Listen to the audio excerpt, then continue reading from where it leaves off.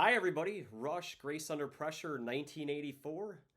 That's the topic for today. Produced by Rush and Peter Henderson. Released on April 12th, 1984. Rush toured in 82 and 83 for Signals and then hired new producer Peter Henderson for Grace after having spent 10 years with Terry Brown. The split with Terry Brown was amicable. And by the way, he did a lot for Rush just to improve the sound of the albums and the structure. Wikipedia, which cites an interview by Chris Squire, and I went to the source, states that Chris Squire and Trevor Horn were potential producers for Grace. I quote from the source: "Have you ever met or had a chance to play with Geddy Lee? The man cites you as the biggest influence and was curious if that ever happened." Chris Squire. I have met Geddy Lee a long time ago at Wembley Arena when Rush played there. In fact, I was a possible candidate to produce a Rush album, but when I showed up there, Trevor Horn was sitting next to me. Laughs. I said to Trevor, "What are you doing here?" And he said, "Oh, I've been asked to come and meet the band because I might be producing them." And I said, "So have I."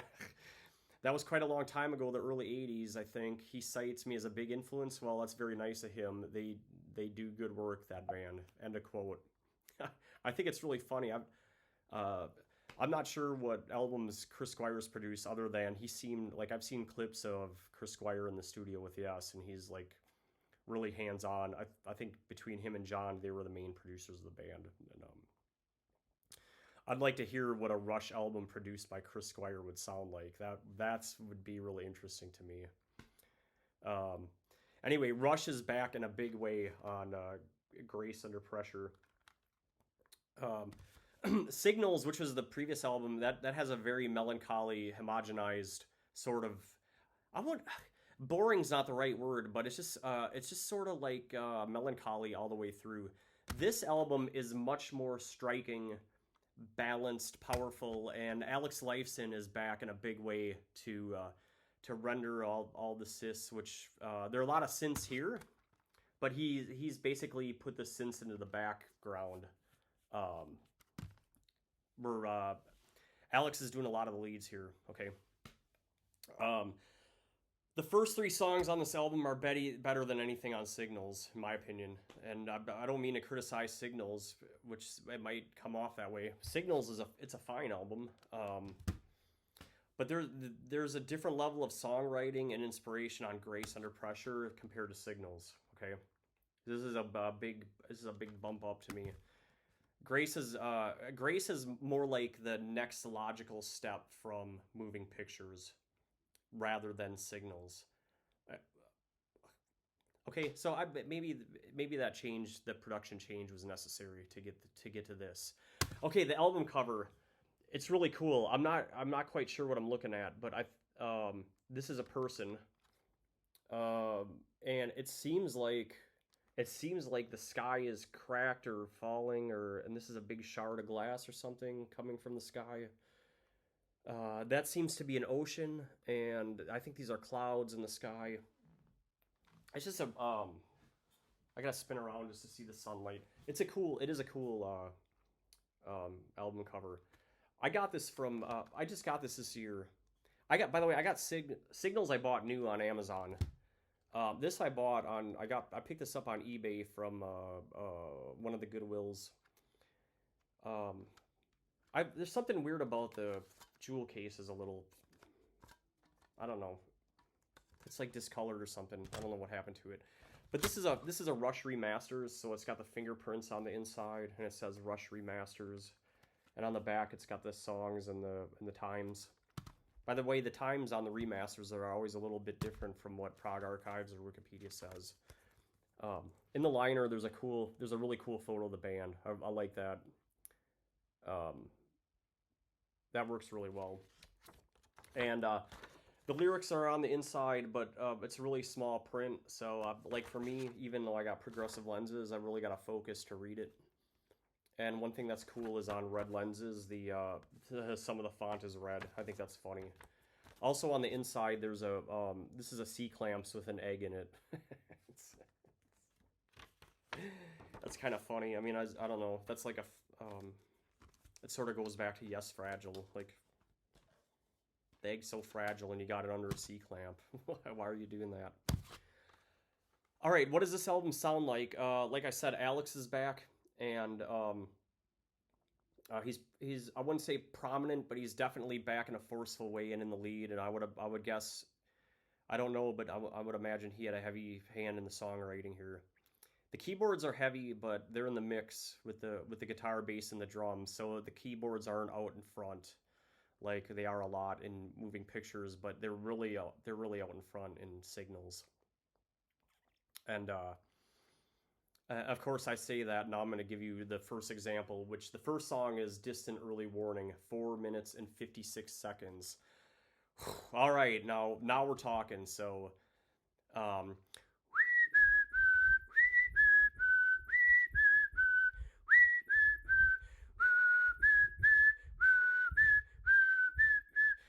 it's a really catchy melody, and it is the keyboard doing it, but it grabs a hold of me right away. It's powerful. So that's a it's a 7/4 time signature with 3/4 and then cut time. So when I going back to middle school band, cut time is like cutting. It's like cutting the everything in half. Okay, so think of 4/4, cut time, cut everything in half. Um, so the song's kind of bobbing back and forth, and that has a cool effect in it. And it sounds like it's in the key of C, based on the chords.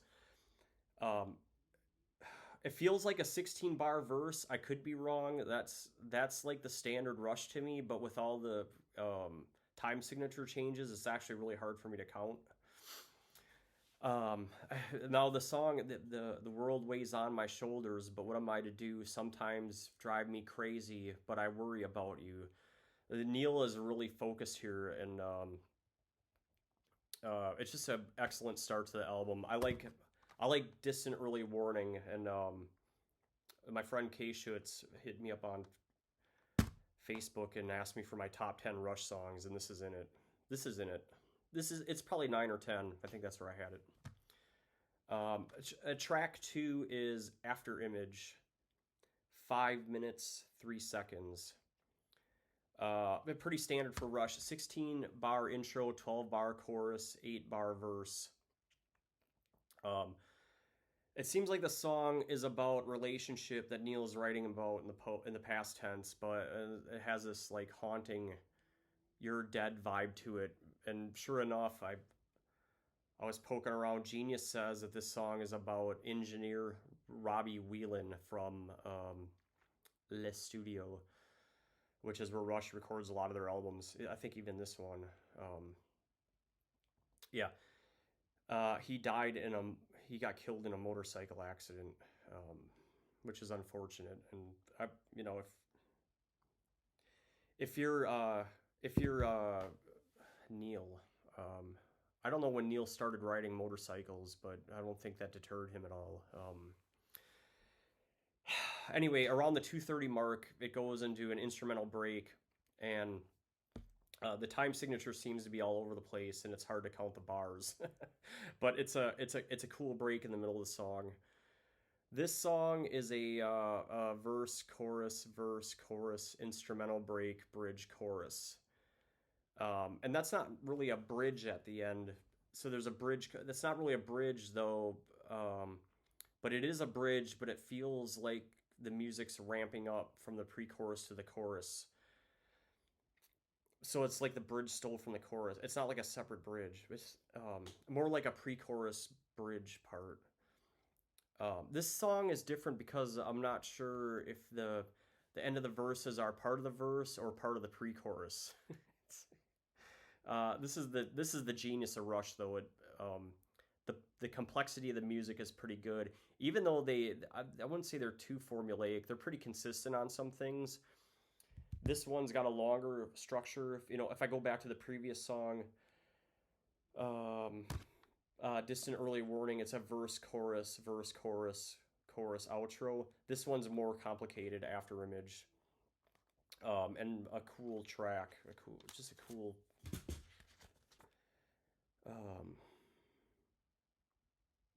I remember how we talked and drank into the misty dawn. I hear the voices.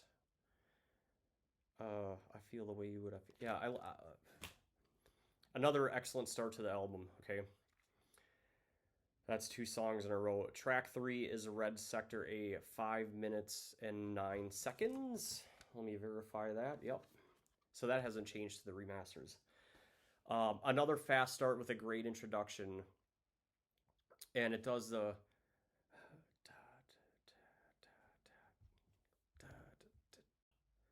I think it's more like dun dun dun dun dun dun dun.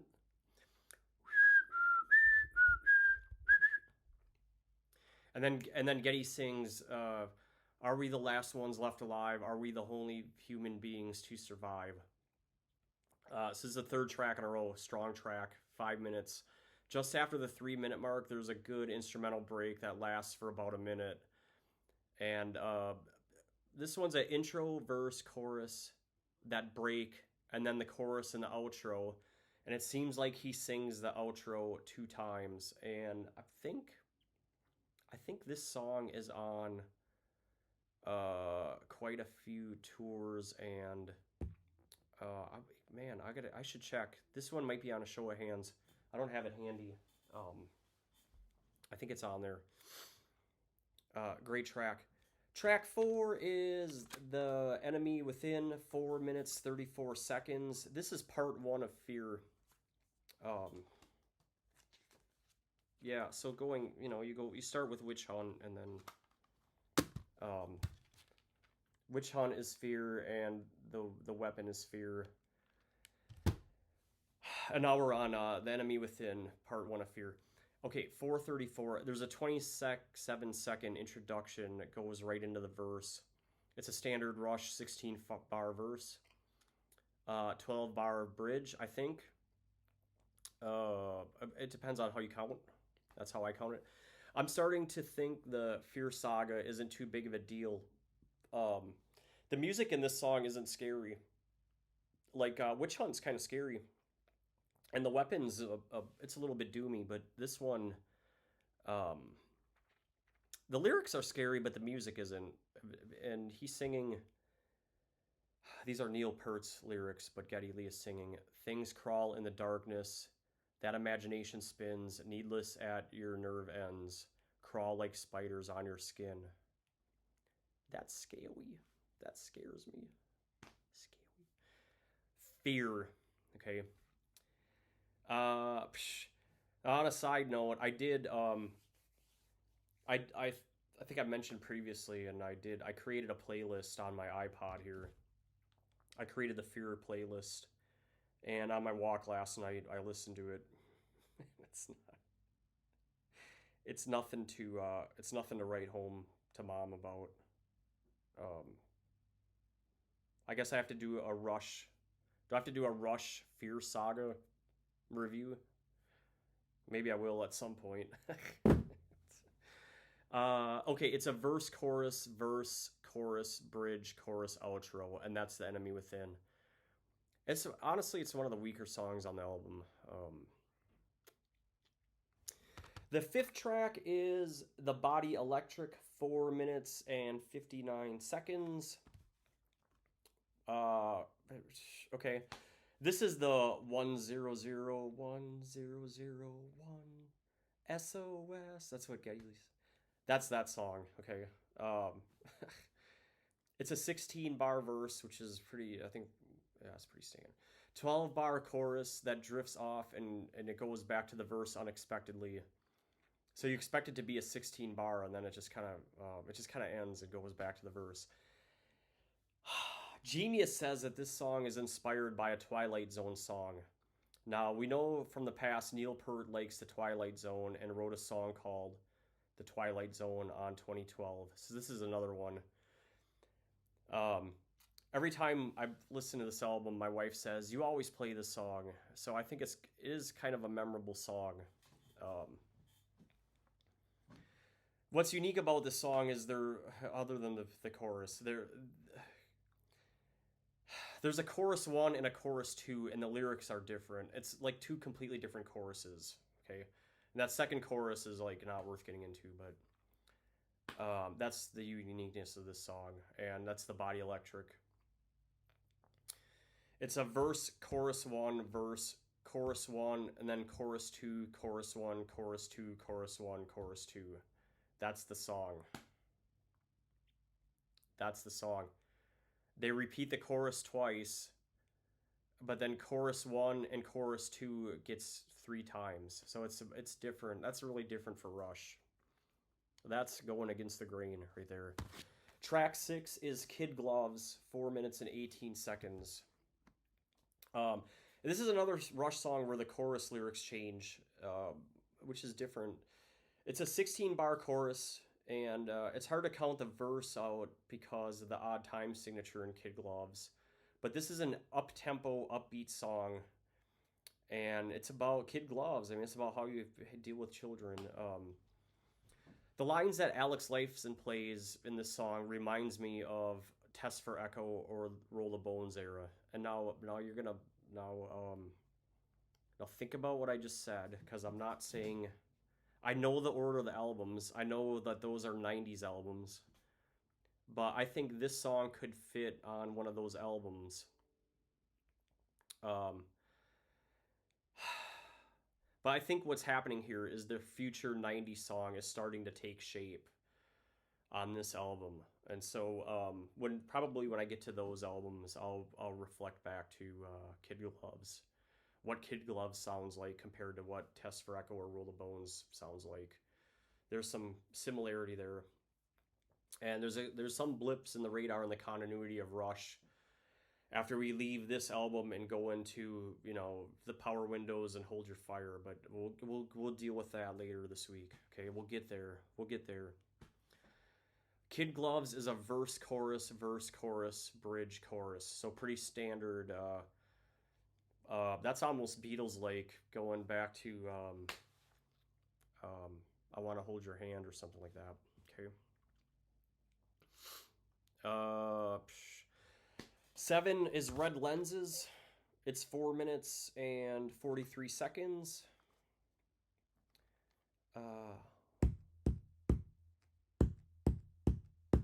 This song has a nice bass groove going, and the guitar line, again, it's another one that sounds like Roll the Bones or Test for Echo when you listen to Alex. I'm just cued in on the Alex part, okay? I guess that sort of starts on this album.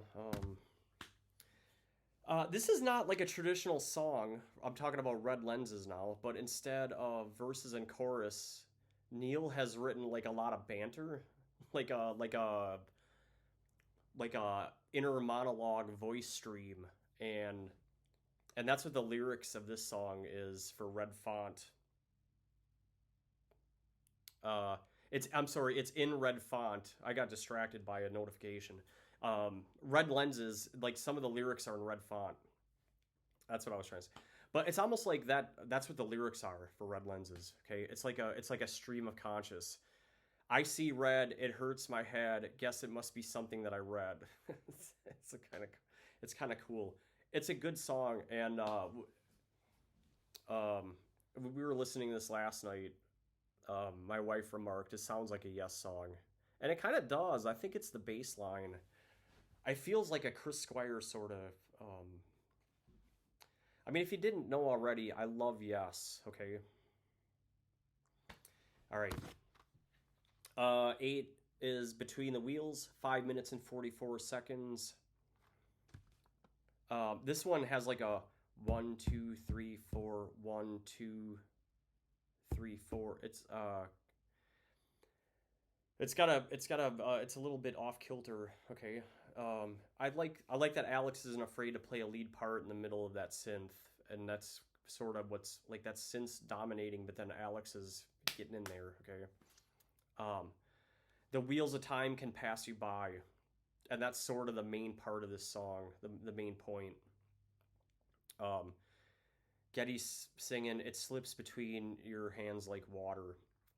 I mean, Neil's writing about the passage of time and getting old, and it's something I think about a lot. Like, sometimes I wake up in the middle of the night, and especially if I have to get up and get a glass of water or go to the bathroom or something, I sort of think, how did I get here and where did all this come from and you know, how does any of it make sense and how did I get to age 25 to here and like how did we get all this technology in houses? None of it makes sense. And I think Neil's got his finger on the button right there. He's got it. Um, yeah, it's a deep song, and I like the song, and I think this one is on a show of hands too, if I recall. So that's it. That is Grace Under Pressure. Okay. Oh, Between the Wheels is a verse, chorus, verse, chorus, chorus. And chorus 1 and 2 have a pre-chorus, but not the third chorus. Okay, so this another one. It's not formulaic, at least too much. They really like to change up the strong song structure from song to song. You'll never for Rush, I guess for a lot of bands, but Rush is they're not too formulaic in that sense. Uh, yeah. Between the Wheels, 16 bar verse, 32 bar pre-chorus, chorus. Okay, that makes sense. Yeah. Okay. Well, anyway, this is Grace Under Pressure. Um, in summary, it's a much better effort than Signals. There's more energy, finesse, better leads, better lyrics, better stories. It's technically better. It's just a better album. Better. How they follow one another in the catalog doesn't really make sense to me, but Grace Under Pressure, better effort. It's a much better balance between guitar and synth, and this guitar part is not it's not assigned to rhythm section only like on Signals. So I think getting a new producer really helped them. So thanks, Peter Henderson. Thank you. Like previously said, it sounds a bit like Roll the Bones and Test for Echo. So I think this is the first time we're gonna hear that for Rush, that sort of vibe. Okay. ProgArchives.com has Signals is a 3.95 and Grace is a 3.68. That just seems really wrong to me. Okay. Grace is a much better album. Grace is the best of Stage 3. So that's a sneak preview of what's coming. And is Signals the worst of Stage 3?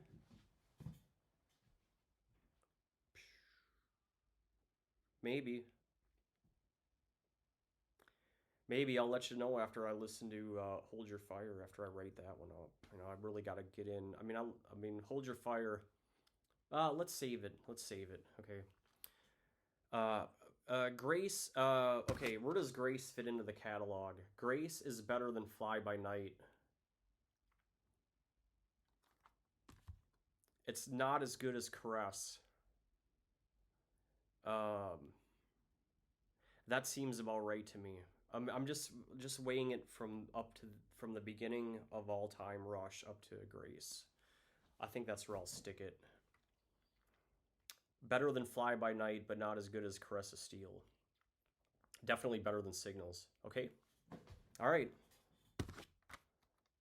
That's Grace Under Pressure. Coach Plyo Guy out.